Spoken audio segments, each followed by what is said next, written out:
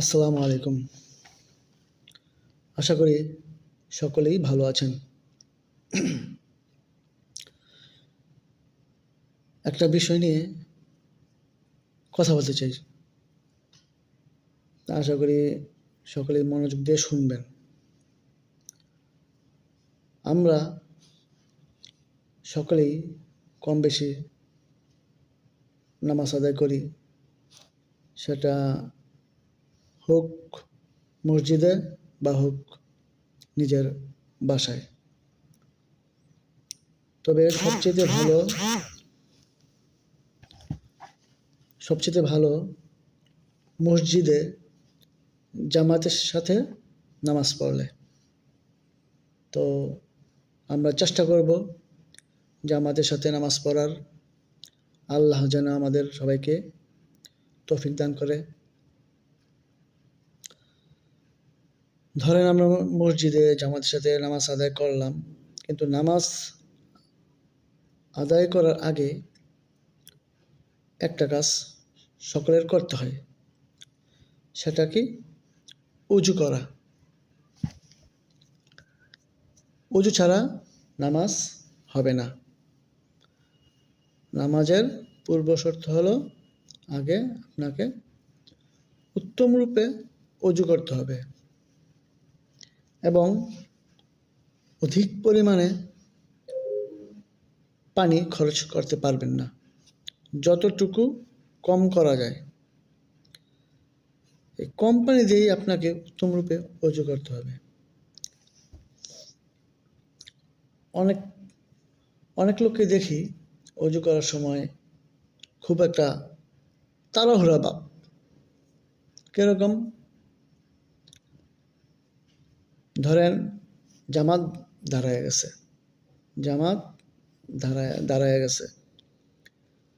আমার জামাত ধরতে হবে। যদি স্লোলি উজু করি হয়তো বা 1 রাকাত 2 রাকাত ছুটে যেতে পারে। এই চিন্তা করে অনেকে তাড়াহুড়া করে উজু করে। এখন তাড়াহুড়া করে উজু করতে গেলে হয়তো আপনার হতে পারে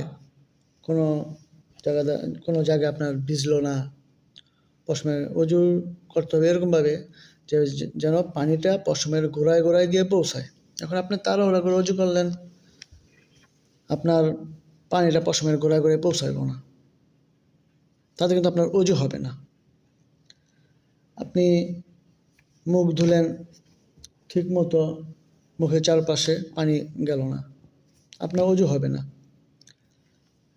আপনি যখন মাথা মাসে করবেন, তাড়াহুড়ো করে করলেন, ঠিকমতো হলো না, আপনার কিন্তু উজু হবে না।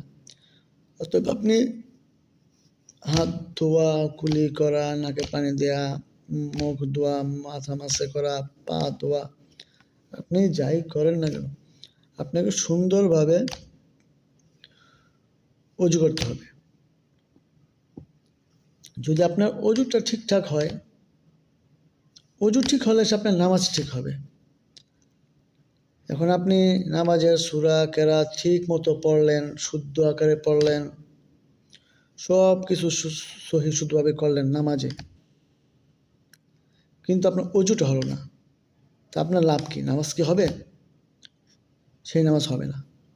অতএব ভাইরা, এটা কোনো রাগ করার বিষয় না। আমরা অনেকেই, এটা আপনাদের বেলা না, এটা অনেক সময় হয়তো বা আমার বেলাও হতে পারে। তো আমরা যখনই উজু করব, আমরা তাড়াহুড়া করব না, আস্তে ধীরে সুন্দরভাবে যেন আমার প্রতিটা জায়গা ঠিকঠাক মতো ভিজে পানি পৌঁছায়, সেইভাবে আমাদের সবাইকে উজু করতে হবে। তো এই বিষয়টা সবাই মাথায় রাখবেন যে সুন্দরভাবে উজু করা এবং পানি অপচয় কম করা। আপনি বেশি নবী করিম সাল্লাল্লাহু আলাইহি ওয়াসাল্লাম সবসময় একটা মগ দিয়ে, ওই সময় তো আর ওরকম মগ ছিল না, বদনার মতো একটা আর কি, এটা বোঝাতে পারছি না, ওরকম ছোটো একটা দিয়ে উজু করতেন খুব অল্প পরিমাণ পানি নিয়ে। তো উনি মোট কথা নবী করিম সাল্লাল্লাহু আলাইহি ওয়াসাল্লাম যেভাবে উনি চলছেন, যেভাবে অজু করতেন, সেইভাবে আমাদের করতে হবে। তার সকল বিষয় আমাদের ফলো করতে হবে। তা আশা করি আমার কথাটা সবাই বুঝতে পারছেন। তো আল্লাহ যেন আমাদের সবাইকে তৌফিক দান করে সুন্দরভাবে অজু করার, উত্তম রূপে অজু করার এবং পানির অপচয় কম করে যেন আমরা অজু করতে পারি। আল্লাহ যেন আমাদের সবাইকে সেই তৌফিক দান করে। আমিন। আসসালামু আলাইকুম ওয়া রাহমাতুল্লাহি ওয়া বারাকাতুহু।